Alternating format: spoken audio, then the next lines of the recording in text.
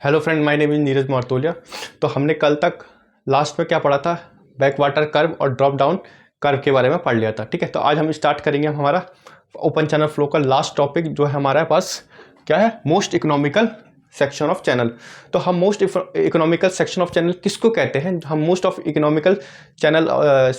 Economical section of channel किसको कहते हैं? हम जहाँ पे क्या होते हैं, हमारे पास जो कंस्ट्रक्शन की कॉस्ट होती है वो मिनिमम आ जाए। ठीक है, जहाँ पे हमारे पास कंस्ट्रक्शन की कॉस्ट मिनिमम हो जाए उसको हम क्या बोलते हैं? Most economical section of the channel. तो ठीक है, तो स्टार्ट करते हैं हम लोग।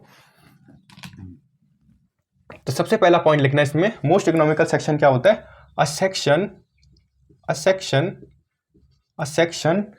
of a channel, a section of a channel to be most economical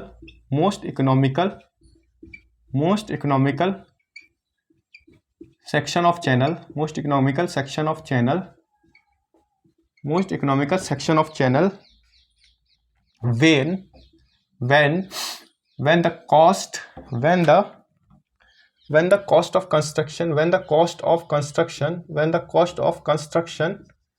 when the cost of construction of the channel is minimum। ठीक है, याद रखना। ठीक है, बट क्या होता है, देखो हमने क्या बोला, most economical section of the channel क्या होता है? जिसका कॉस्ट ऑफ कंस्ट्रक्शन मिनिमम हो जाए। बट जो कॉस्ट ऑफ कंस्ट्रक्शन होता है वो किस पे डिपेंड करता है? दूसरा पॉइंट लिखना, कॉस्ट ऑफ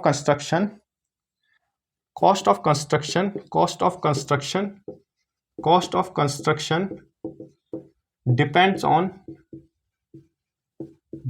किस पे? चैनल की किस पे चीज पे डिपेंड करेगा भाई? हमने अगर चैनल बनाना है तो कितनी हमने खुदाई करी है उस पे भी डिपेंड करेगा, या तो किस पे डिपेंड करेगा? लाइनिंग पे, जो हमने उस पे उसके साइड में क्या करेगा? ब्रिक वर्क करा होगा या स्टोन वर्क करा होगा या कोई कंक्रीटिंग वर्क करा होगा, हमने कुछ तो करा होगा लाइनिंग करने के लिए। तो उसकी वजह से क्या होगा? हमारा कॉस्ट ऑफ कंस्ट्रक्शन उस पे डिपेंड करता है। ठीक है, हमारा तो cost of construction depends upon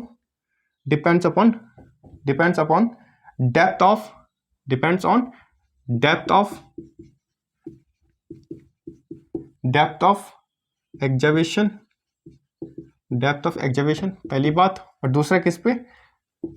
lining of channel. ठीक है, इन दो पे क्या करता है? हमारा कॉस्ट ऑफ कंस्ट्रक्शन डिपेंड करता है। ठीक है, सबसे पहले बात, मोस्ट इकोनॉमिकल सेक्शन क्या होता है? जिसके कॉस्ट ऑफ कंस्ट्रक्शन क्या होता है? सबसे कम होती है। और कॉस्ट ऑफ कंस्ट्रक्शन किस पे डिपेंड करता है? डेप्थ ऑफ एग्जीबिशन पे और लाइनिंग ऑफ चैनल पे। ठीक है, इसका मतलब है जो हम खुदाई करते हैं, ठीक है, जो गड्ढा करते हैं, जो खुदाई करते हैं उसको कहते हैं एग्जीबिशंस। और लाइनिंग ऑफ चैनल को बोलते हैं जो हम चैनल के ऊपर लाइनिंग करते हैं, मतलब ब्रिक वर्क कर लिया, कंक्रीट वर्क कर लिया, या हमने स्टोन वर्क कर लिया, उसको हम कहते हैं लाइनिंग ऑफ चैनल बोलते हैं। ठीक है, कॉस्ट ऑफ कंस्ट्रक्शन इस पर डिपेंड करता है हमारा। ठीक है,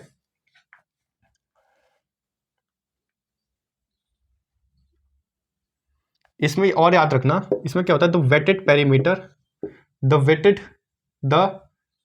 वेटेड पेरीमीटर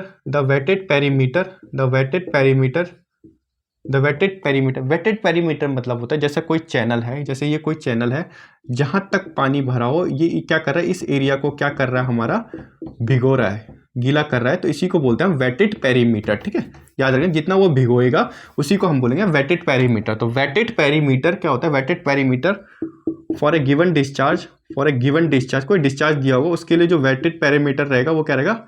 इज मिनिमम। ठीक है, कोई वेटेड पेरीमीटर मैंने आपको बता दिया। अगर कोई डिस्चार्ज के लिए वेटेड पेरीमीटर निकालना तो वो क्या होगा? मिनिमम होगा। ठीक है, किसी डिस्चार्ज के लिए, किसी गिवन डिस्चार्ज के लिए जो वेटेड पेरीमीटर होगा वो क्या होगा? मिनिमम होगा हमारा। ठीक है, ये हमारा बात हो गई। ठीक है, फिर उसके आगे लिखना, इसी के आगे लिखना पॉइंट बना के, जो चौथा पॉइंट लिखना, मोस्ट इकोनॉमिकल, ये नाम पूछ लेते कई बार। Most economical section is also called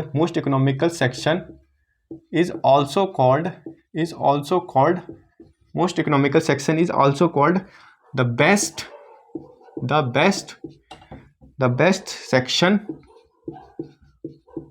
और more efficient section.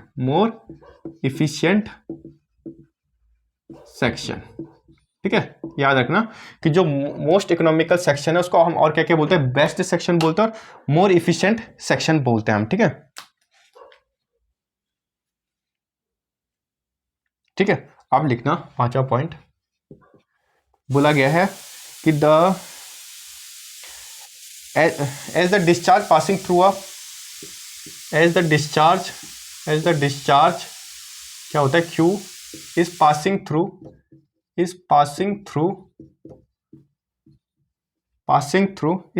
Through a most economical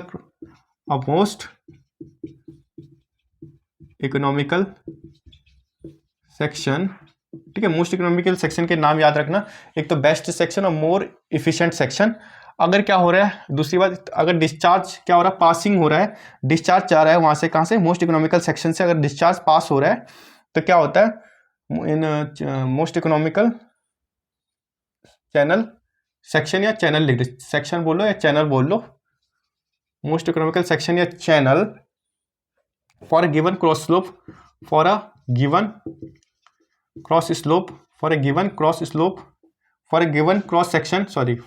cross section area A, slope of the bed जिसको हम आई से डिनोट करते हैं, slope of the bed and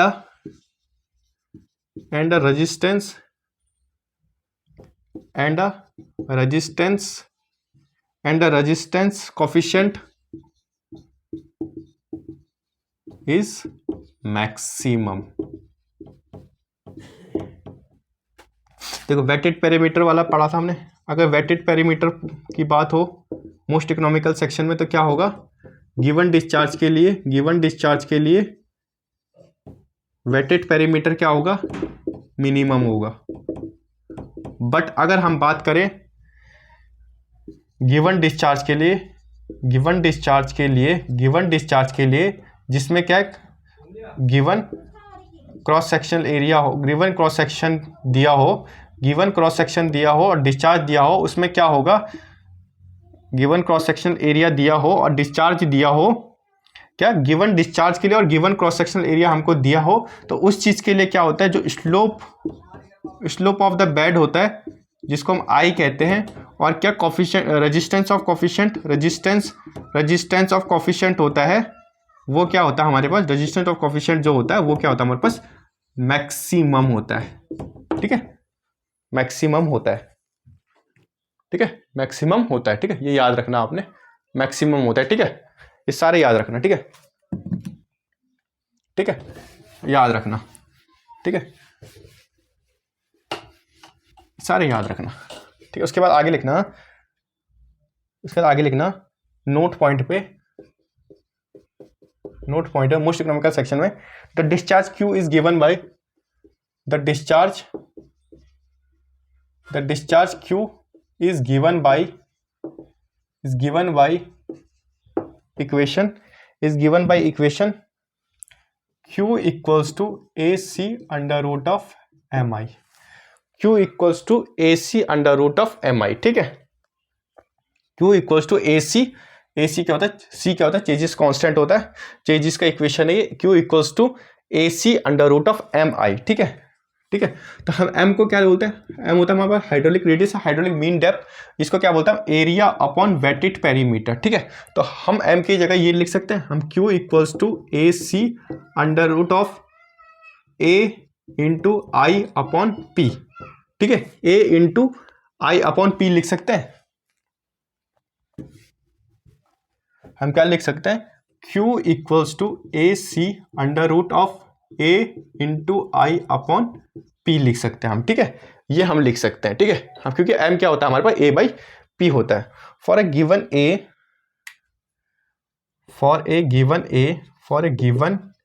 a I and resistance coefficient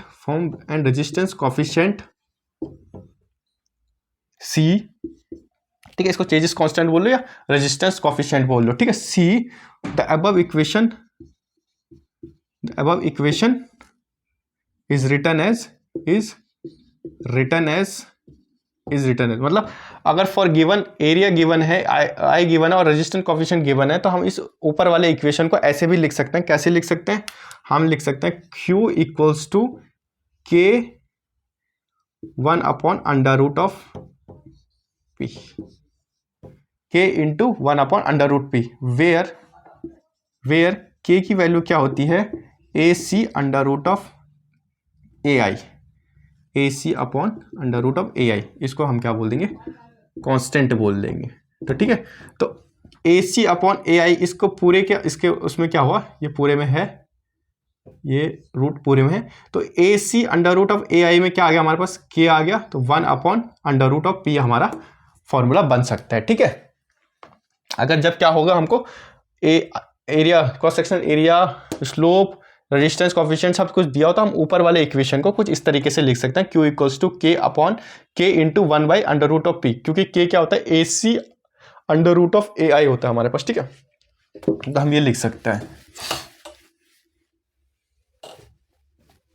ठीक है, दूसरी बात, hence the discharge Q will be maximum when the wetted parameter P is minimum। तो एक नोट और लिखना, hence या where the discharge लिख लेना, the discharge Q will be maximum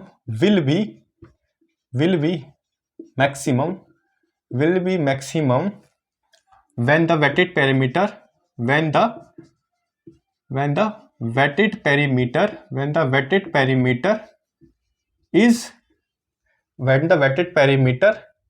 जिसको हम P से डिनोट करते हैं इज मिनिमम।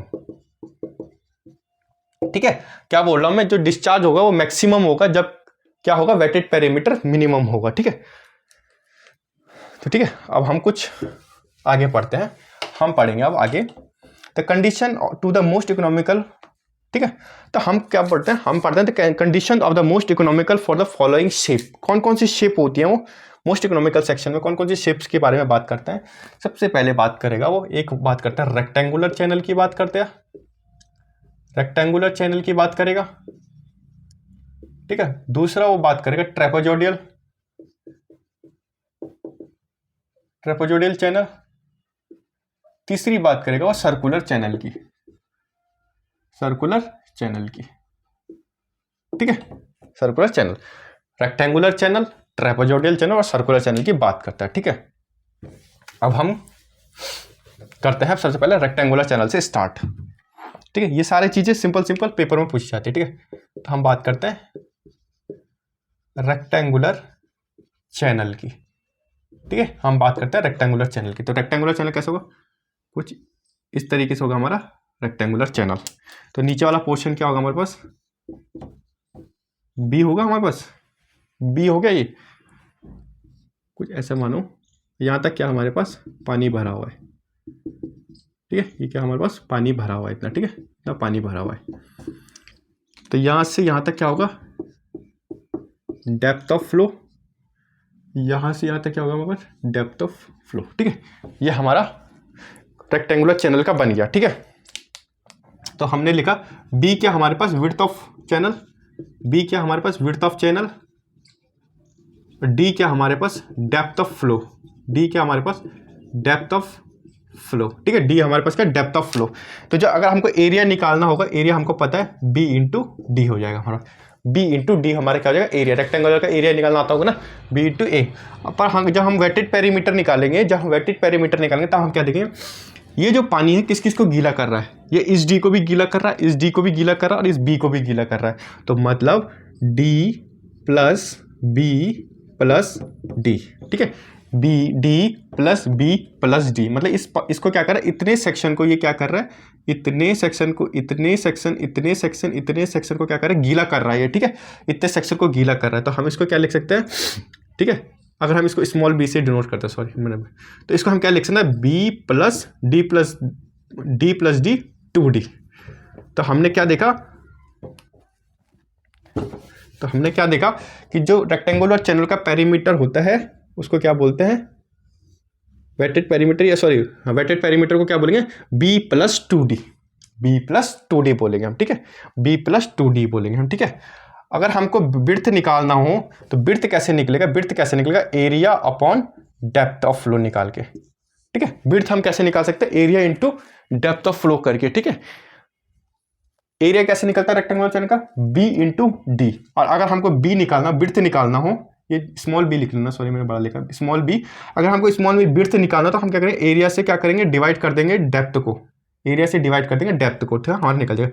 वेटेड पेरीमीटर जितना भी एरिया इसने गीला करा सेक्शन ने, तो क्या एक इस d को गीला करा, इस b को भी गीला करेगा, इस d को भी गीला करेगा, तो क्या होगा d+b+d, तो क्या होगा d+b+d, b का b, d+d 2d, और b निकालने का area upon depth of flow, ठीक है, ये निकल गया हमारा, ठीक है। अगर इसमें हमसे पूछ ले hydraulic mean depth, hydraulic mean depth निकालने का फॉर्मूला, हाइड्रोलिक मीन डेप्थ या हाइड्रोलिक रेडियस, बात एक ही है, और हाइड्रोलिक रेडियस, कंफ्यूज मत होना, हाइड्रोलिक रेडियस, इसको हम r से डिनोट कर देंगे, इसको हम m से डिनोट करते हैं, ठीक है। हाइड्रोलिक मीन डेप्थ या हाइड्रोलिक रेडियस की बात करेगा तो कैसे निकलता है, area upon m equals to area upon weighted perimeter निकलते हैं ना, एरिया अपॉन वेटेड पेरीमीटर, ठीक है, एरिया अपॉन वेटेड पेरीमीटर, तो ठीक है। तो m इक्वल्स टू एरिया क्या हमारे पास, b इंटू डी, एरिया क्या हमारे पास b इंटू डी, और वेटेड पेरीमीटर क्या हमारे पास B+2D, B+2D, ठीक है, B+2D, ठीक है। तो हम क्या कर सकते हैं, हमारे पास ये आ गया हमारे पास, ठीक है, एक ये वाला बन जाएगा, ठीक है, किसका, रेक्टेंगुलर का हाइड्रोलिक मीन डेप्थ या हाइड्रोलिक रेडियस का क्या होता है, m equals to B/D upon D, B+2D, ऐसे भी पूछ सकता है, ठीक है। और या तो हम इसको ऐसे लिख सकते हैं, m इक्वल्स टू b के जगह क्या लिख सकते हैं हम, 2d लिख सकते हैं, क्योंकि b को जो b होता है वो 2d के बराबर होता है, ठीक है, जो b होता है हमारा वो 2d के बराबर होता है, जो b होता है हमारा वो 2d के बराबर होता है, ठीक है, जो b होता है हमारा, जो ये b है वो 2d के बराबर है, ठीक है, हमारा जो b है हमारा वो 2d के बराबर है हमारा। तो हम इसको ऐसे लिखते हैं, b के जगह क्या लिख सकते हैं, 2d लिख सकते हैं, 2d into D upon 2d+2d, तो 2d इंटू डी क्या हो जाएगा, 2d square upon 2d+2d 4d, तो एक से ही कटेगा, इससे ही कटेगा, 1/2 से ही कटेगा, तो हम क्या लिख सकते हैं, d/2 पे, ठीक है, d/2 पे, d/2 पे। तो एक चीज याद और रखना, एक तो ये याद रखना, ये दोनों तरीके से आते हैं, या तो हमको क्या बोला, m इक्वल्स टू d/2 या r इक्वल्स टू d/2 पे, तो याद रखना r equals to d/2, hydraulic mean depth कहाँ पे होगा, रेक्टेंगुलर चैनल में d/2 पे, या तो b into D upon B+2D, दोनों याद रखना, दोनों पूछ सकते हैं पेपर में, कोई सा भी एक पूछ सकता है, तो याद रखना d की जगह y भी यूज करते हैं, बट हम यहाँ y नहीं, यहाँ पर d का यूज कर रहे हैं, पेपर में y के फॉर्म में भी आ सकता है, तो याद रखना हाइड्रोलिक मीन डेप्थ या हाइड्रोलिक रेडियस क्या होता है, d/2 पे होता है, या तो ये याद रखना b into D upon B+2D, ठीक है, ये होता है हमारा हाइड्रोलिक मीन डेप्थ का, किसका, रेक्टेंगुलर चैनल का, ठीक है। फिर रेक्टेंगुलर चैनल में कुछ पॉइंट्स हैं जो लिखने हैं, ठीक है, ये मिटा देता हूं मैं अब,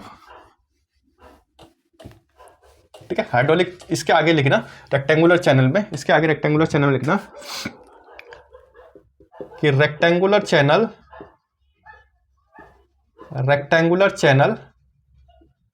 will be most economical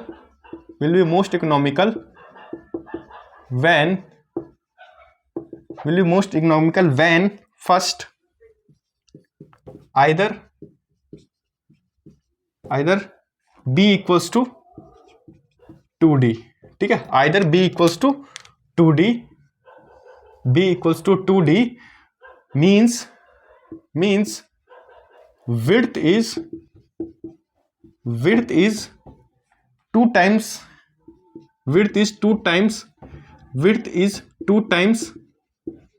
the depth of flow, ठीक है। दूसरी पॉइंट बोल रहा है कि m इक्वल्स टू d/2, एक तो ये याद रखना और एक बात याद रखना, m equals to b plus D, sorry b into D, b plus 2d, ये भी याद रखना, ठीक है, b प्लस 2d, ठीक है। m कैसे निकलता है हमारा, एरिया अपॉन वेटेड पेरीमीटर, ठीक है, ये वही याद रखना। तो m equals to d/2 means hydraulic depth या हाइड्रोलिक मीन डेप्थ, दोनों बात ही हम हाइड्रोलिक डेप्थ लिखते हैं, hydraulic mean depth, hydraulic mean depth is half the depth of flow, is half the depth of flow. और ये कब पूछा था हमसे, half the depth of flow वाला, ये पूछा था हमारे पास Rajasthan public service commission VPITI 2012 के पेपर में, ठीक है, कि हम रेक्टेंगुलर चैनल को कब बोलेंगे, मोस्ट इकोनॉमिकल सेक्शन, मतलब सबसे इकोनॉमिकल, मतलब जिसकी कॉस्ट ऑफ कंस्ट्रक्शन सस्ती हो, कम हो, मिनिमम हो। तो हम कब कहेंगे रेक्टेंगुलर चैनल को मोस्ट इकोनॉमिकल चैनल, जब क्या होगा, उसका जो बी है, जो बिड्थ है, वो 2 टाइम्स हो जाएगा किसके, डेप्थ ऑफ फ्लो की, जो उसकी जो बिड्थ है वो 2 टाइम्स हो जाएगी, जो बिड्थ है उसकी 2 टाइम्स हो जाएगी किसकी, डेप्थ ऑफ फ्लो की, ठीक है, तब हम उसको मोस्ट इकोनॉमिकल चैनल कहेंगे। फिर दूसरा क्या बोला, जब हाइड्रोलिक मीन डेप्थ या हाइड्रोलिक रेडियस क्या होगा, d/2 हो जाएगा, ठीक है, जब हाइड्रोलिक मीन डेप्थ क्या हो जाएगा या हाइड्रोलिक रेडियस क्या हो जाएगा, हाफ हो जाएगा किसके, डेप्थ ऑफ फ्लो के हाफ हो जाएगा, तो हम उसको क्या बोलेंगे, मोस्ट इकोनॉमिकल रेक्टेंगुलर चैनल। ये कब पूछा गया था, RPSC VPITI 2012 में पूछा गया था, ठीक है, ठीक है। फिर कुछ इंपॉर्टेंट पॉइंट्स हैं जिनको लिखना है, फिर क्वेश्चन भी है,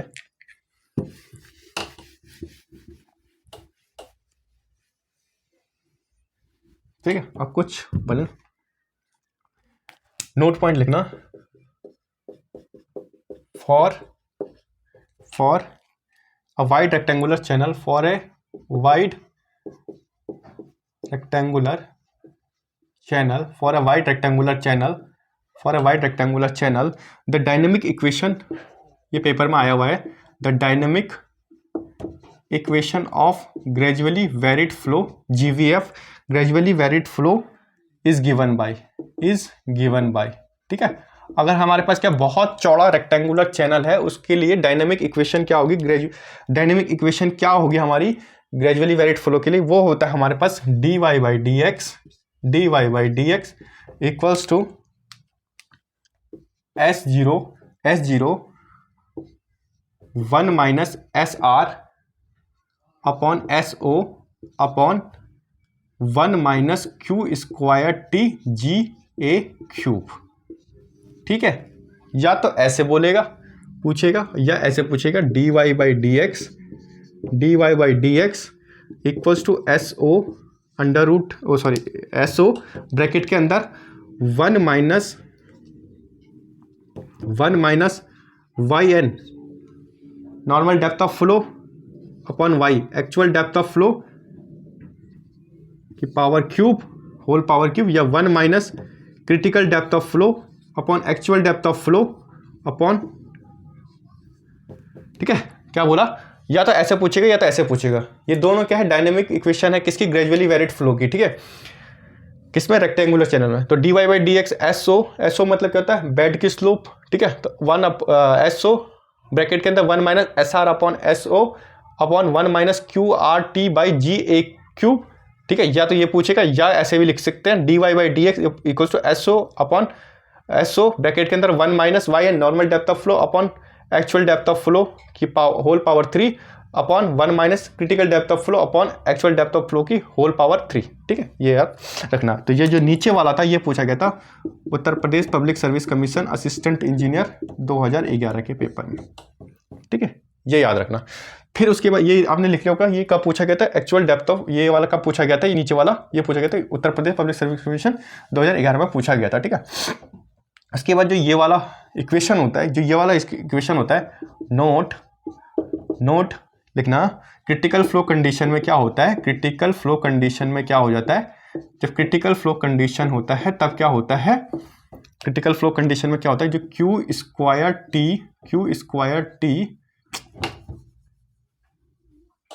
Q² TGA³ जी ए की पावर क्यूब होती है वो 1 के बराबर हो जाती है। तो ये याद रखना। क्रिटिकल फ्लो कंडीशन में क्या होता है, क्यू आर टी अपॉन जी ए क्यूब क्या हो जाता है, 1 के बराबर हो जाता है। ये कब पूछा गया था, ये पूछा गया था हमसे यूपी पीएससी असिस्टेंट इंजीनियर 2013 के पेपर में, ठीक है। ये आपने कर लिया होगा। उसके बाद एक नोट पॉइंट और है,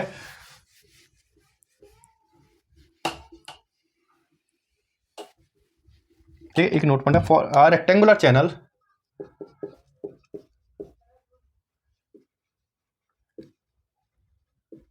rectangular channel will be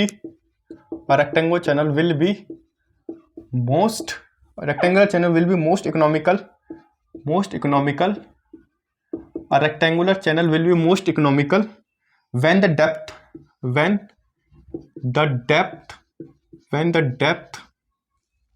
and bottom width are in the ratio of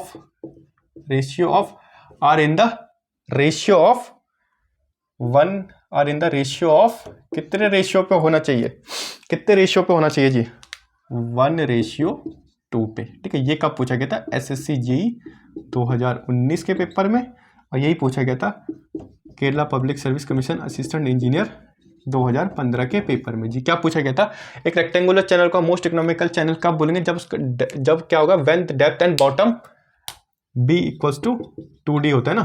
तो क्या होगा, जब हमारा डेप्थ और बॉटम का विड्थ, मतलब ये पूछ रहा है डेप्थ अपॉन बॉटम, तो डेप्थ अपॉन बॉटम में क्या हो जाएगा 1/2, मतलब d बाई बी कैसे लिखेंगे हम, 1:2, ठीक है, समझ आ गया होगा। ठीक है, ये पूछा गया था हमसे एसएससी जेईई 2019 और Kerala public service commission assistant engineer, ठीक है। फिर मैंने एक चीज और लिखा दिया था आगे, most economical section is one whose wetted perimeter is minimum for a given value discharge, ये पहले लिखवा दिया है मैंने आपको, ठीक है।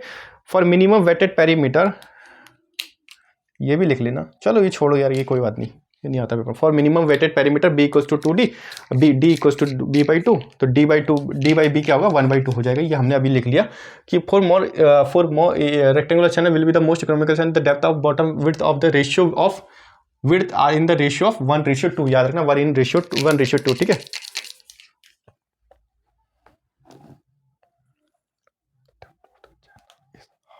और जो वो मैंने लिखवाया था आपको, ठीक है, एक और चीज लिख लेना, चलो ये नोट पॉइंट लिख लेना, ये पेपर में आया हुआ है, इसको लिख लेते हैं, ये जरूरी है कि maximum velocity and discharge in rectangular channel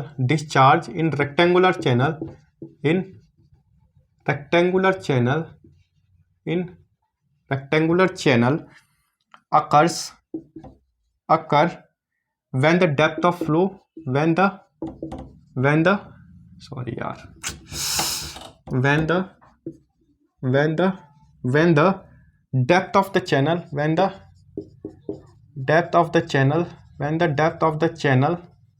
the depth of the channel is dash the width या breadth, ठीक है, dash the width या breadth, ठीक है। ये कब पूछा गया था, Tamil Nadu public service commission assistant engineer 2012 के पेपर में पूछा गया क्वेश्चन है भाई ये।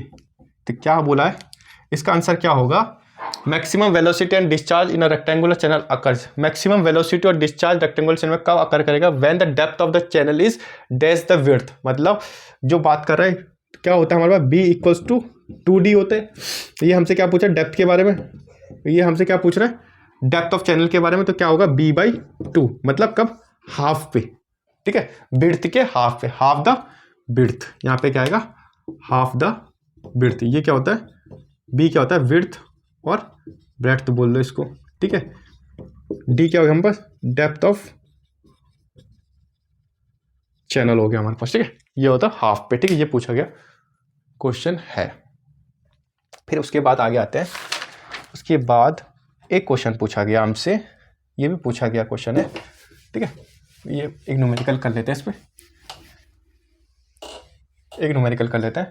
अ rectangular channel of a width is 4 metre, question है a rectangular channel a rectangular channel of width 4 meter is having a bed slope of 1 in 1500. Find the maximum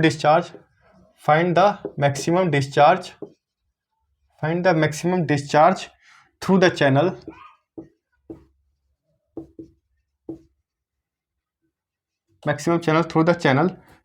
take value of C is 50। ठीक है, क्या बोला, for एक rectangular channel उसकी width 4 metre है, having the bed slope दे दिया 1 in 500, find the discharge, maximum discharge हमको find out करना है हमने। ठीक है, तो हमको क्या क्या दे रखा है इसमें, पहले सबसे पहले देखते हैं सोल्यूशन। हमको क्या क्या दे रखा है, विड्थ दे रखी है हमको, ठीक है, बी दे रखी है हमको, ठीक है 4 मीटर की, फिर ठीक है हमको स्लोप दे रखा आई दे रखा है हमको 1/1500 का। ठीक है, फिर हमको क्या निकालना है, मैक्सिमम डिस्चार्ज निकालना है हमको। ठीक है, और हमको चेजिस कांस्टेंट दे रखा है हमको, सी दे रखी है हमको चेजिस कांस्टेंट 50।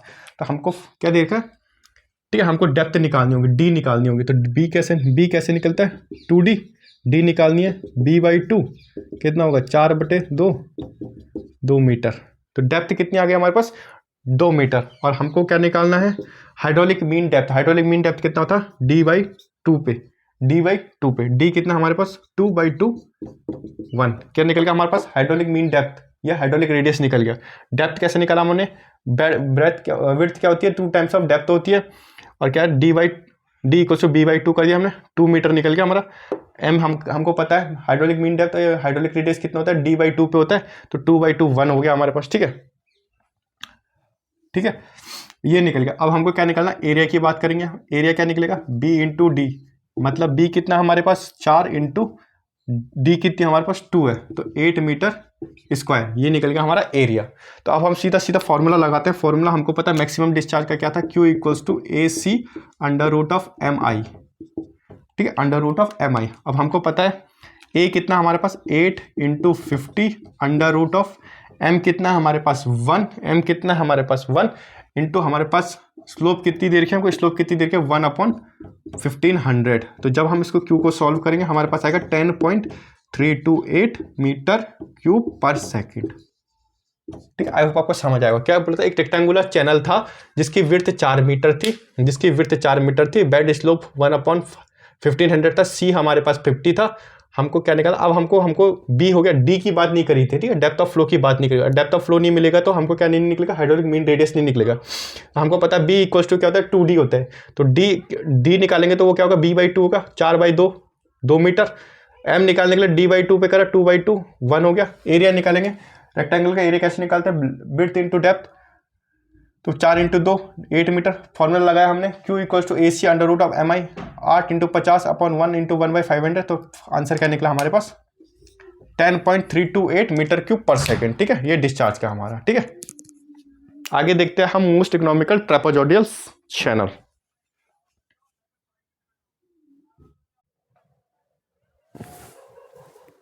तो फ्रेंड्स हम बात कर रहे थे मोस्ट इकोनॉमिकल सेक्शन किसकी, ट्रेपेजोइडल चैनल की। हमने रेक्टेंगुलर पढ़ लिया था, तो ट्रेपेजोइडल के लिए आप स्टार्ट करना।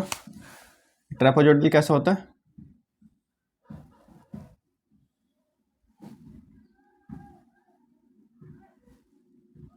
कुछ इस तरीके का सेक्शन। ठीक है, ट्रेपेजोइडल सेक्शन किसका होता है, कुछ इस तरीके का सेक्शन होता है।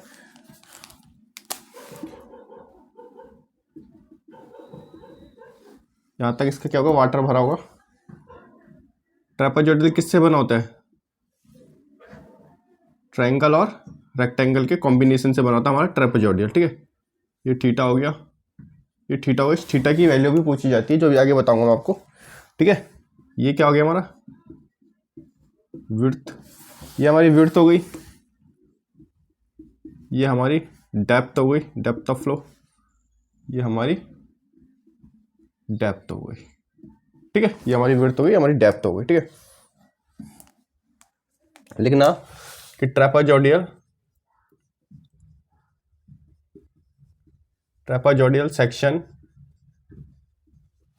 section will be most economical will be most economical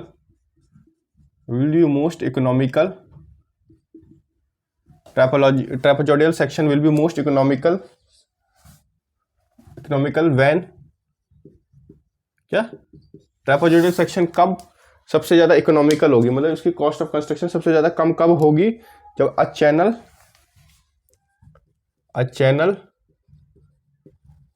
channel of trapezoidal section will a channel of trapezoidal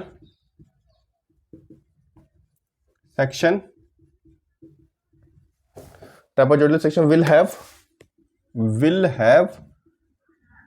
have maximum discharge, will have maximum discharge. तो ये याद रखना,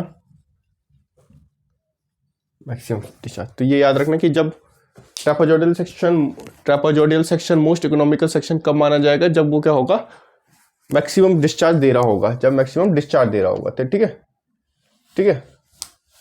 फिर इसमें लिखना व्हेन मैक्सिमम डिस्चार्ज कब देगा ये आप, ठीक है। व्हेन पहला पॉइंट है half the top of the width, half the top of the width is equals to sloping side distance, is equal to sloping side। मतलब जो ये half the top of the width है ना, half the top of the width, ये क्या होगा, यहाँ पे स्लोप होता है, इस स्लोप के बराबर हो जाएगा, इस स्लोप के बराबर हो जाएगा। तब क्या होगा, ऊपर की विड्थ का आधा जब स्लोप के इस स्लोप के बराबर हो जाएगा, तब क्या होगा, हमारा क्या देगा, मैक्सिमम डिस्चार्ज देगा। ठीक है, ये पूछा गया था हमसे, अभी लिखते हैं। ये half the top of the width कितना होगा इसका, v plus 2nd upon 2 is equals to sloping side कितना होगा, d √n² प्लस 1। यह उसका स्लोपिंग साइड का फॉर्मूला होगा, d equals to √n d into √n² plus 1, और half the top of the width का फॉर्मूला क्या होगा, b प्लस 2nd अपॉन 2। ठीक है, ये का पूछा गया था हमसे, ये फॉर्मूले और ये इस तरीके की चीज़ें, UKPSC assistant engineer 2007,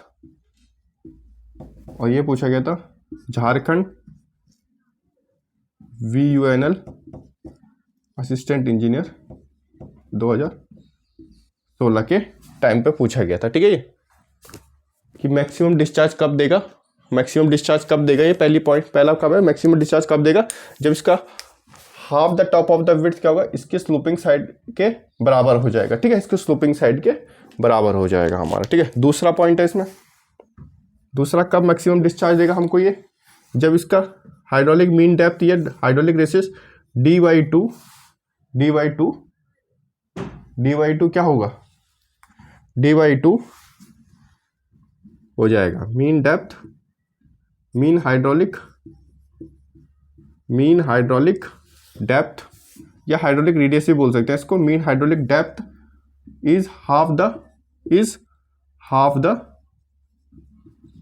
depth of flow, mean हमारा जो ट्रापेजोइडल सेक्शन है मैक्सिमम डिस्चार्ज कब देगा, जब क्या होगा, half the top of the width क्या होगा, स्लोपिंग साइड के बराबर हो जाएगा। और दूसरा क्या होगा, जो हमारा हाइड्रोलिक मीन डेप्थ है वो क्या होगा, डेप्थ ऑफ फ्लो के आधा हो जाएगा। ठीक है, तो ये याद रखना, mean hydraulic depth is half the depth of flow. जो मीन हाइड्रोलिक रेडियस है, ये डेप्थ है, मीन हाइड्रोलिक डेप्थ बोले, मीन हाइड्रोलिक रेडियस बोलिए, हाइड्रोलिक रेडियस बोलो, जो क्या है डेप्थ ऑफ द फ्लो के आधा हो जाएगा, तब भी हमको क्या देगा, मैक्सिमम डिस्चार्ज देगा। ठीक है, तो ये लाइन कब पूछी गई थी, ये वाली लाइन पूछी गई थी हमारे UPPSC असिस्टेंट इंजीनियर 2011 में पूछी गई थी, 2007 में पूछी गई थी, और ये पूछा गया था Lucknow metro rail corporation assistant manager 2015 के पेपर में पूछी गई थी हमसे। ठीक है, ये चीज़ें हमसे पूछी गई थी। ठीक है, तो ये फॉर्मूला सारे याद रखना। फिर आता है best side slope for most economical section. ठीक है, ये सारे याद रखना कौन कब पूछा गया था। फिर इसी में आता है ट्रेपेजोइडल सेक्शन में आता है हमारा आगे best side slope for best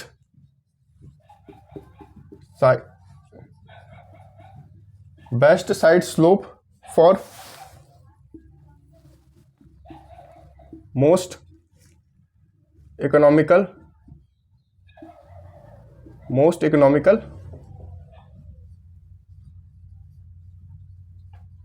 trapezoidal section. Best side slope for most economical trapezoidal section, इसके बारे में पढ़ देखना। Area of trapezoidal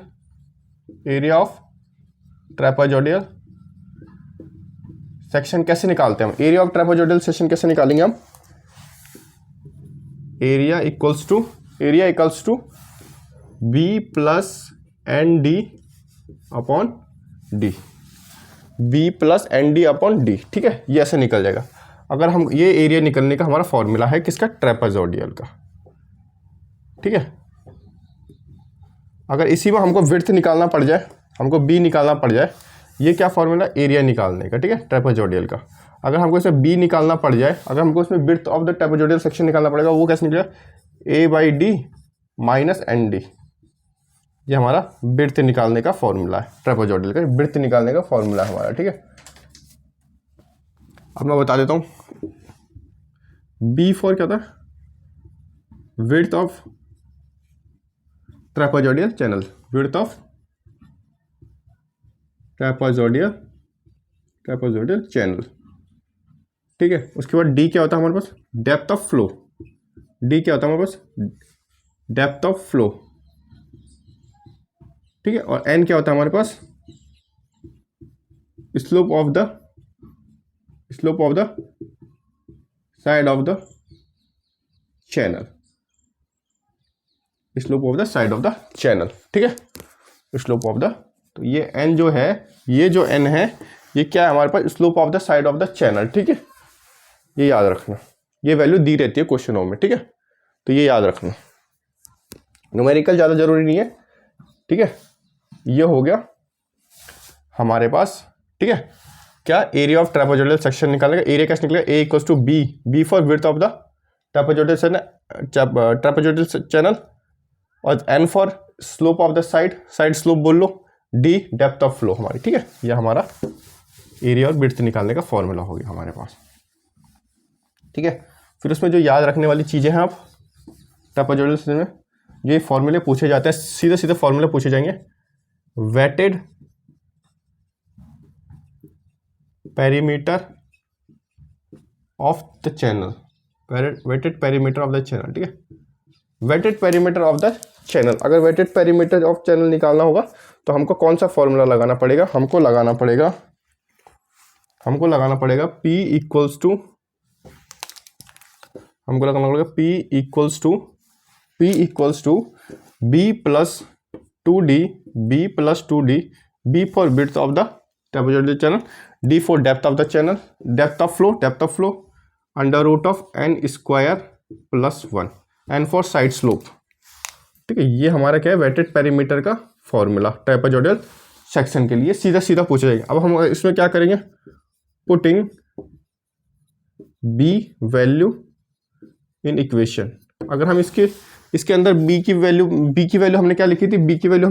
B equals to A by D minus N D लिखा था ना हमने, ये हमने लिखा हुआ था। ठीक है, ये हमने क्या लिखी थी? B की वैल्यू। अब इसमें B की वैल्यू लिखेंगे हम, तो क्या होगा? B equals to A by D minus N D plus 2D under root of n square plus 1। तो ये ऐसे भी पूछा जा सकता है। ठीक है, तो ये ऐसे में भी याद रखना आपने। ठीक है, ये दोनों तरीके से पूछा जा सकता है, तो आप कंफ्यूज मत होना, ये याद रखना कि फॉर्मूले में क्या था। ठीक है, कि वेटेड पेरीमीटर कैसे निकालते हैं? B plus 2D under root of n square plus 1, और हमने B की वैल्यू क्या लिखी थी? A by D, A for area of the trapezoidal section, D for depth of flow minus side slope into depth of flow. तो ये इसकी भाई बी की वैल्यू हमने पुट कर ली 2d under root of n square 1 plus 1 हमने यहाँ से लिख लिया, ठीक है। तो ये हो गया, ठीक है। फिर आप एक नोट पॉइंट लिखना, जो इसके लिए नोट पॉइंट है, जो पेपरों में पूछा गया क्वेश्चन है और आ सकता है। तो नोट पॉइंट लिखना, ठीक है, नोट पॉइंट लिखना।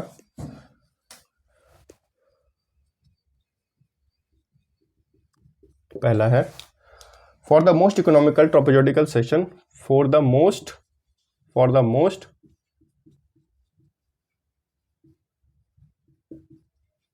Economical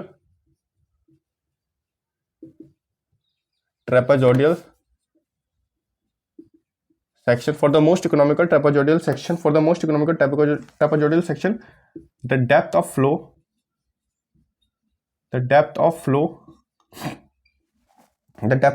D and area A, depth of flow D and area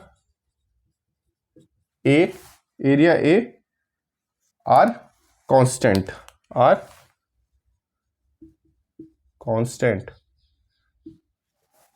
then n is the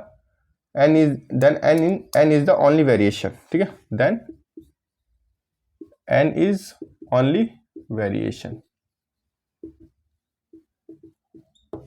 ठीक है। तो क्या बोल रहा है कि एक मोस्ट इकोनॉमिकल ट्रेपेजोडिकल सेक्शन के लिए क्या होता है, जो डेप्थ ऑफ फ्लो होता है, जो ट्रेपेजोडियल सेक्शन के जो मोस्ट इकोनॉमिकल ट्रेपेजोडियल सेक्शन होता है उसमें क्या होता है, जो डेप्थ ऑफ फ्लो डी और जो एरिया ए होती है वो कांस्टेंट होती है, बट जो साइड स्लोप होता है वो क्या होता है, वेरिएबल होता है, ठीक है, वो वेरी करता रहता है। तो क्या होता है वो होता है हमारे पास n इक्वल्स टू 1/√3। n की वैल्यू क्या आती है हमारे पास, n इक्वल्स टू 1/√3, ठीक है, ठीक है, n/√3। if the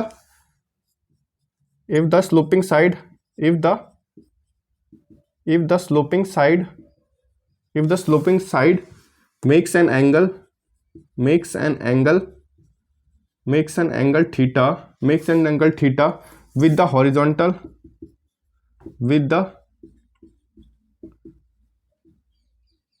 horizontal then we have, ठीक है, ये वैल्यू पूछी जाती है कई बार।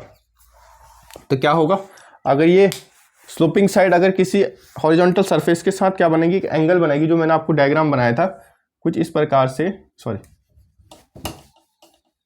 कुछ इस प्रकार से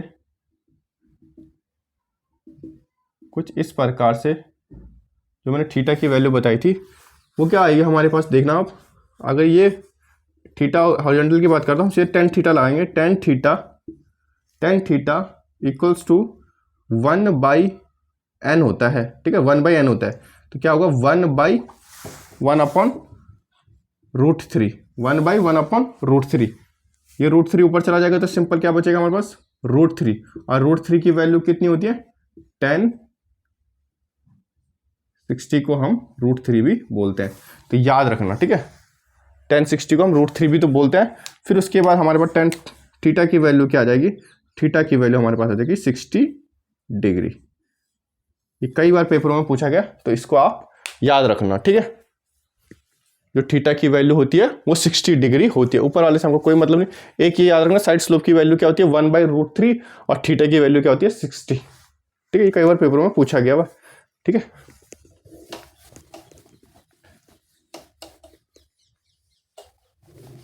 फिर उसके बाद पूछा जाता है हमसे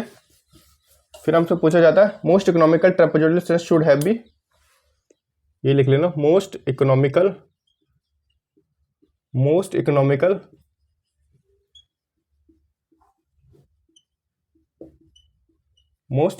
ट्रेपेजोइडल सेक्शन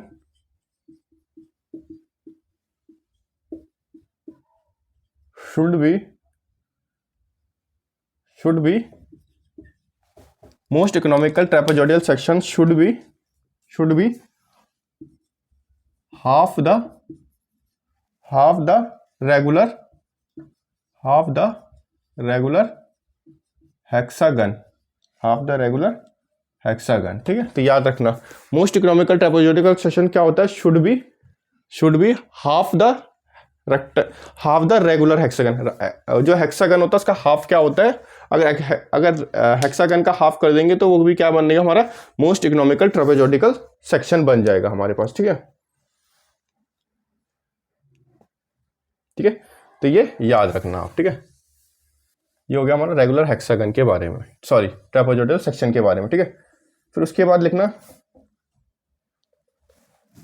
ये कुछ पॉइंट हैं, ये भी पेपरों में आए हुए हैं, तो ये नोट पॉइंट लिखना आप, इंपॉर्टेंट नोट है सारे। ठीक है,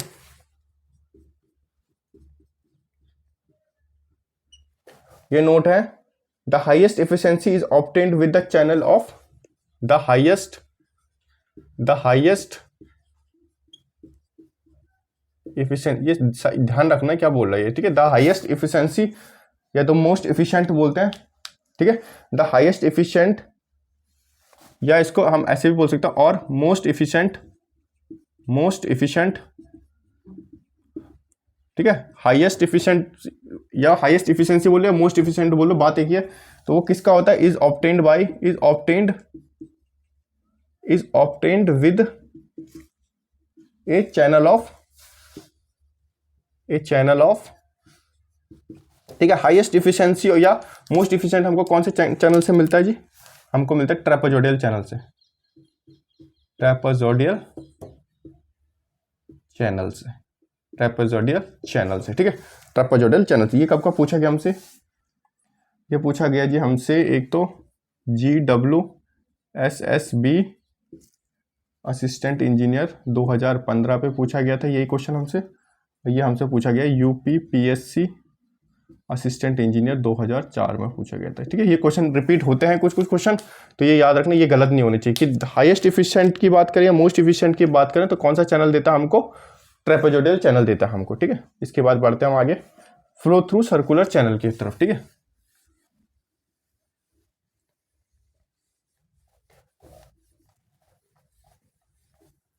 अब बढ़ते हैं फ्लो थ्रू सर्कुलर चैनल की तरफ। ठीक है,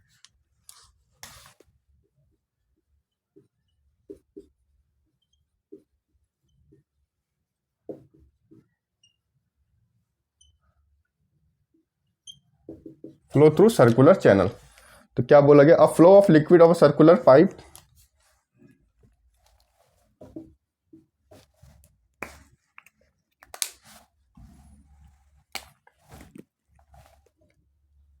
a flow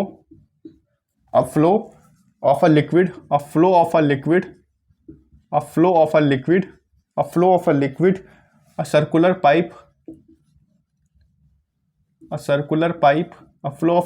circular pipe when the level of the liquid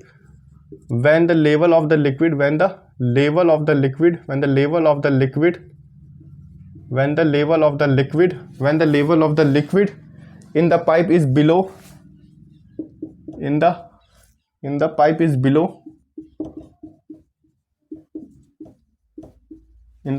below the top of the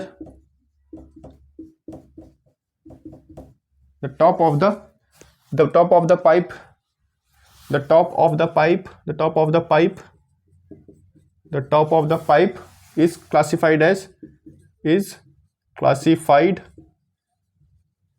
classified as an open channel flow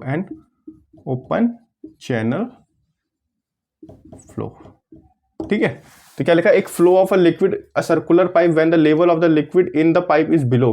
क्या होगा, अगर एक सर्कुलर पाइप है, अगर उसमें क्या होगा, जो लिक्विड का लेवल है वो पाइप के टॉप सरफेस से नीचे है, pipe is below the top surface से क्या है, नीचे है, तो उसको हम क्या बोलेंगे, ओपन चैनल फ्लो बोलेंगे। ओपन चैनल फ्लो में क्या होता है, टोटल एनर्जी लाइन क्या करता है, कोइंसाइड करता है किसके साथ, हाइड्रोलिक ग्रेडियंट लाइन या हमारा फ्री सरफेस के साथ। ठीक है, या हमारा फ्री सरफेस के साथ क्या करता है, कोइंसाइड करता है हमारा। ठीक है, ठीक है, तो ये बोल रहा हमारे में। ठीक है, तो क्या होता है, कैसा होता है वो पाइप, सर्कुलर पाइप कुछ इस तरीके से। ठीक है, सर्कुलर पाइप कुछ इस तरीके से होगा। क्या बोला है, टॉप सरफेस से नीचे पानी भरा हुआ है। ठीक है, ठीक है, ये भर गया हमारा। ठीक है, तो हम कुछ चीजें बनाते हैं यहाँ पे। ठीक है, ये हमारा पॉइंट ए हो गया, ये हमारा पॉइंट बी हो गया, यहाँ से हमने कुछ इस तरीके से बनाया। ठीक है, यहाँ से कुछ इस तरीके से, ये क्या होगा, ये एक रेडियस हो गया, ये एक रेडियस हो गया, ये क्या हो गया हमारे पास थीटा, और ये पूरा क्या हो गया हमारे पास 2 theta, theta plus theta 2 theta हो गया हमारे पास, ठीक है। और ये नीचे क्या हो गया हमारे पास डी, डेप्थ ऑफ फ्लो, ठीक है, डेप्थ ऑफ फ्लो हो गया हमारे पास। ये क्या हो गया हमारे पास डायामीटर हो गया इसका, ठीक है, ये हमारे पास इसका डायामीटर हो गया, ठीक है। ये डेप्थ ऑफ फ्लो हो गया और डायामीटर हो गया हमारा, ठीक है, छोटा डी डेप्थ ऑफ फ्लो, बड़ा डी डायामीटर हो गया, ठीक है हमारे पास। अब क्या बोला, अगर इसका वेटेड पेरीमीटर निकालना हमको, वेटेड पेरीमीटर, तो वेटेड पेरीमीटर, ठीक है, वेटेड पेरीमीटर का इसका कैसा बनेगा, P इक्वल्स टू क्या होता है, ये होता है कुछ इस तरीके से 2 pi R upon 2 pi into 2 theta, ऐसे बनता है, ठीक है। तो ये 2 पाई से 2 पाई कैंसिल हो जाएगा, तो पेरीमीटर क्या आएगा हमारे पास, वेटेड पेरीमीटर आएगा 2 थीटा आर, ठीक है, या 2 थीटा आर बोल लो, या इसी को कैसे बोल लिखते हैं 2 आर थीटा, ठीक है। ये हमारा क्या होता है वेटेड पेरीमीटर होता है हमारा, ठीक है, किसका, सर्कुलर चैनल का, ठीक है, सर्कुलर पाइप का, ठीक है, सर्कुलर पाइप का, ठीक है, सर्कुलर पाइप का होता है, ठीक है। ये फिर इसके आगे देखना क्या होता है वेटेड एरिया, अगर हमको वेटेड एरिया निकालना हो, वेटेड एरिया, ठीक है, wetted area A equals to क्या होगा हमारे पास, क्या होना चाहिए हमारे पास, ये सी पॉइंट है, ये डी पॉइंट है हमारे पास, ठीक है। तो क्या होगा अगर हमको ए निकालना होगा तो कैसे निकालेंगे, area A D B A D B A, ठीक है, ए डी बी ए की बात कर रहा है, उसमें से क्या बोल रहा है ये, area of the sector, area of sector, area of sector minus area of sector O A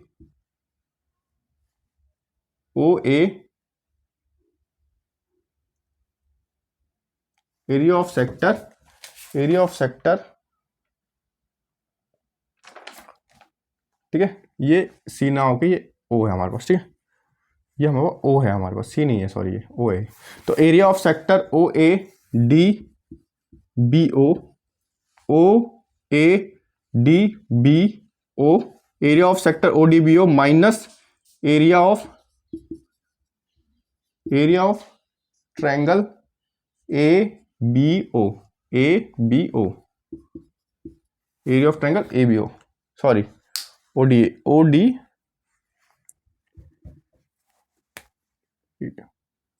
D A B O, ठीक है।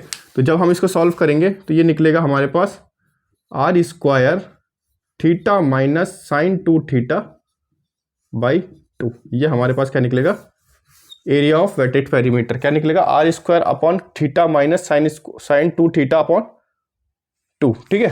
तो ये याद रखना हमारे पास, ये निकलेगा हमारे पास वेटेड एरिया किसका, सर्कुलर चैनल का, ठीक है। तो फिर हाइड्रोलिक मीन डेप्थ कैसे निकलेगा, हाइड्रोलिक मीन डेप्थ, हाइड्रोलिक जो मीन डेप्थ निकलेगा इसका कैसे निकलेगा, सिंपल याद रखना, हाइड्रोलिक मीन डेप्थ कैसे निकलता है एरिया अपॉन वेटेड पेरीमीटर, तो एम क्या निकलेगा इसका R 2 theta upon theta minus sine 2 theta by 2, ये निकलेगा इसका, ठीक है। अब वो भी बता देते हो कैसे निकलेगा, एरिया क्या निकला था हमारे पास R square theta minus sine 2 theta by 2, ये हमारा एरिया निकला था। वेटेड पेरीमीटर क्या निकला था जी हमारा 2r थीटा, तो थीटा से r से r कट गया, ठीक है, r से एक r कट गया, तो ये आ गया हमारे पास हाइड्रोलिक मीन डेप्थ का फॉर्मूला, हाइड्रोलिक मीन डेप्थ बोल लो, हाइड्रोलिक रेडियस बोल लो, ठीक है, ये हमारा फॉर्मूला आ गया, ठीक है। डिस्चार्ज की बात करेंगे अगर हम इसमें, तो डिस्चार्ज कैसे निकलेगा इसका भाई, डिस्चार्ज का फॉर्मूला क्या होता है इसमें, डिस्चार्ज का जो फॉर्मूला होगा वो क्या होगा हमारे पास Q equals to A C under root of M I, ठीक है, M for hydraulic mean depth, I for slope, C for चेंजेस constant, A for area, Q for discharge, ठीक है। ये हमारा इसके बारे में बात होगी, ठीक है, फ्लो थ्रू सर्कुलर चैनल की बात होगी। अब मोस्ट इकोनॉमिकल सर्कुलर सेक्शन में याद रखना, मोस्ट इकोनॉमिकल, इसके अंदर most economical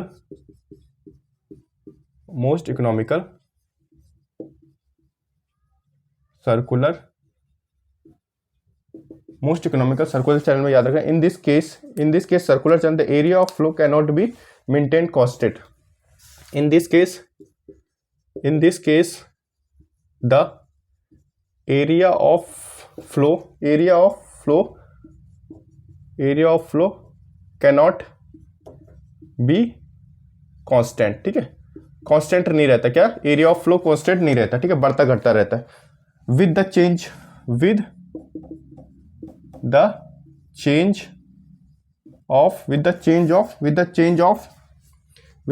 of depth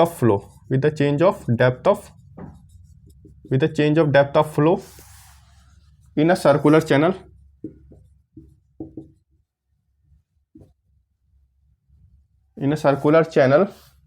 channel of any radius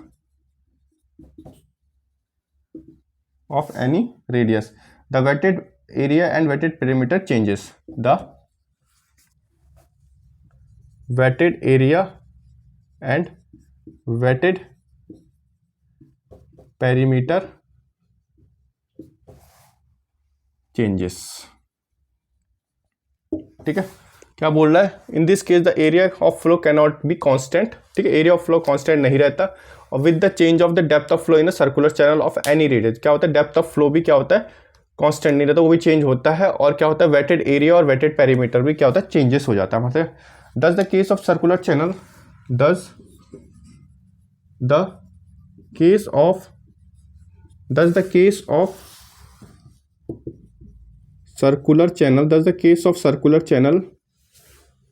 the most economical section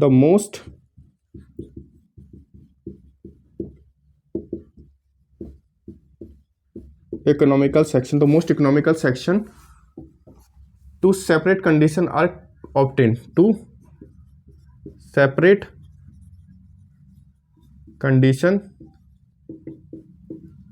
are obtained they are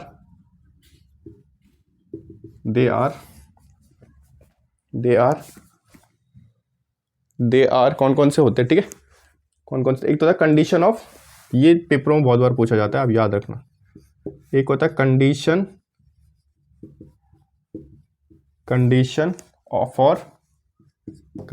for maximum velocity, दूसरा होता है हमारे पास condition for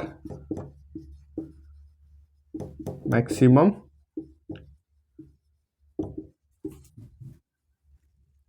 discharge, condition for maximum velocity और कंडीशन ऑफ मैक्सिमम डिस्चार्ज। ठीक है, ये हमसे क्या करना है, पेपर में बहुत बार पूछा जाता है। ठीक है, ये हमसे क्या होता है, पेपर में बहुत बार पूछा जाता है। ठीक है, तो ये याद रखना आपने, ये याद रखना है। तो अब हम कंडीशन ऑफ मैक्सिमम वेलोसिटी की बात करते हैं।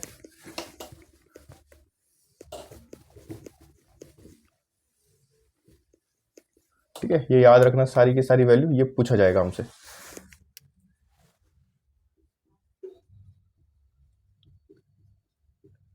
Condition of maximum velocity, condition of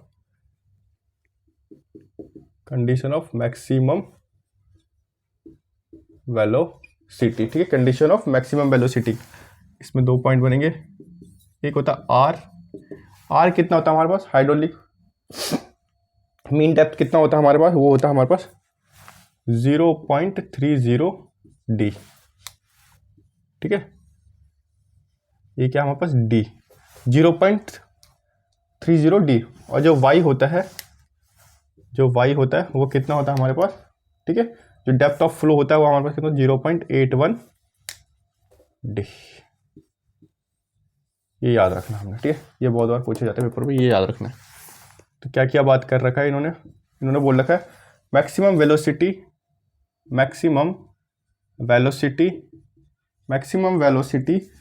the hydraulic mean depth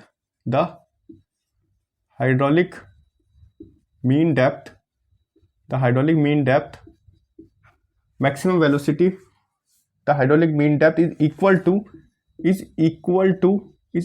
to 0.3 times 0.30 times से 3 times 0.3 times 0.3 times the diameter of circular channel. ठीक है, क्या बोल रहा है? हाइड्रोलिक मीन डेप्थ आर क्या हमारे पास? हाइड्रोलिक मीन डेप्थ क्या है हमारे पास? हाइड्रोलिक मीन डेप्थ क्या है हमारे पास? क्या है? इक्वल टू है किसके? 0.3 times of D for diameter of circular channel के। ठीक है, कितने टाइम? 0.3 टाइम्स, ये याद रखना। वैसे ही वाई मतलब डेप्थ ऑफ फ्लो, या इसको छोटा डी भी लिख सकते थे हम वहाँ पे, डेप्थ ऑफ फ्लो। और बड़ा डी क्या हो गया हमारे पास? Diameter of circular channel. ठीक है, तो क्या होता है ये होगा हमारे पास फॉर मैक्सिमम वेलोसिटी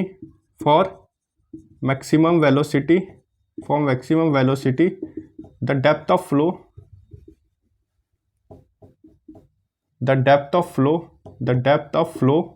ये दोनों याद रखना है।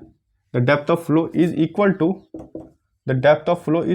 To 0.81 times the diameter of circular channel. ठीक है, तो ये याद रखना।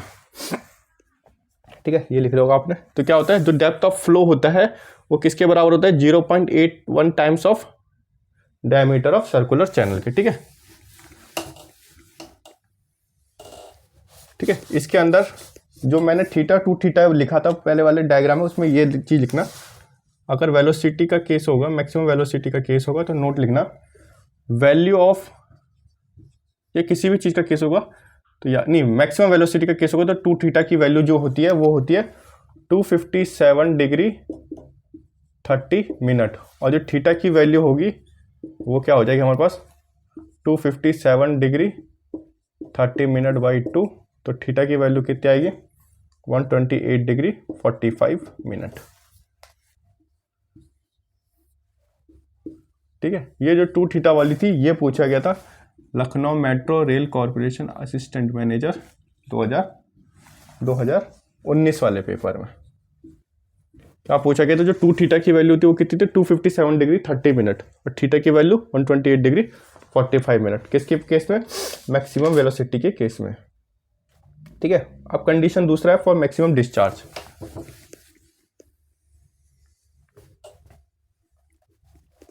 अगर मैक्सिमम डिस्चार्ज की बात करें हम, वेलोसिटी का तो हो गया। अगर मैक्सिमम डिस्चार्ज की बात करें हम, तो जो पहला केस था हमारे पास हाइड्रोलिक मीन डेप्थ का, वो कितना होता है? 0.29 times of D for diameter of circular channel. Second is y equals to 0.95 times of D. ठीक है, 0.95 टाइम्स ऑफ डी। तो इस 0.29 डी का जो था, इसमें लिखना for maximum discharge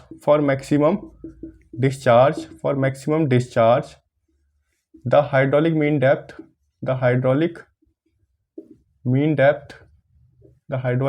depth is equal to 0.929 times the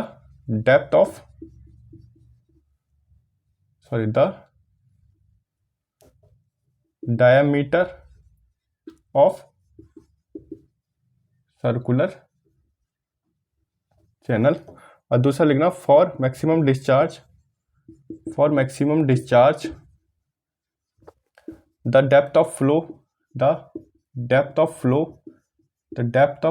is equal to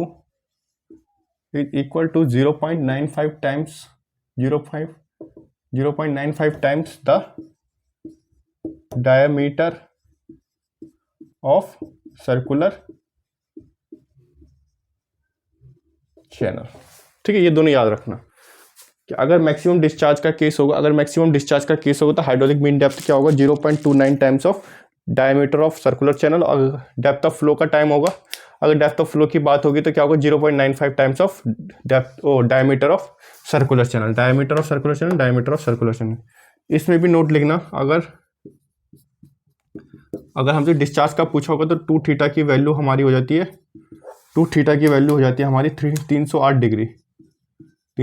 degree, और थीटा की वैल्यू हो जाती है 154 डिग्री। ठीक है, तो जो ये ऊपर वाला 2 थीटा वाला था ये भी पूछा गया था LMRC असिस्टेंट मैनेजर 2019 के पेपर में। ठीक है, 2 थीटा की वैल्यू ये डिस्चार्ज के केस में है। मैक्सिमम डिस्चार्ज के केस में क्या होता है, 2 थीटा की वैल्यू कितनी थी, 308, और थीटा की वैल्यू 154 डिग्री। ठीक है, अगर इसी के बाद अगर मैक्सिमम वेलोसिटी की बात करें, ये याद रखना, दोनों क्वेश्चन आए हुए, मैक्सिमम वेलोसिटी की बात करें तो उसमें 2 थीटा की वैल्यू कितनी होती है हमारी, 2 थीटा की वैल्यू होती है 257 डिग्री 30 मिनट, और 2 थीटा की वैल्यू ये आ गई, और थीटा की वैल्यू क्या थी, इसको 2 से डिवाइड करेंगे तो कितना आएगा, 128 डिग्री 45 मिनट। ठीक है, याद रखना है क्वेश्चन।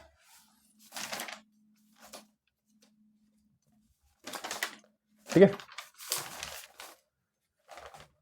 तो हमारा जो ये था ओपन चैनल फ्लो, ये अब हमारा खत्म हो चुका है। ठीक है, उसके बाद अब थोड़ा हमारा 2 चैप्टर, अब हमारे इसमें क्या है, 2 चैप्टर बचे हुए, एक फ्लो थ्रू पाइप, ठीक है, जिसमें मेजर लॉस माइनर लॉस के बारे में पढ़ेंगे, वाटर हैमर के बारे में पढ़ेंगे, ठीक है, एनीमोमीटर के बाद थोड़े पढ़ लेंगे।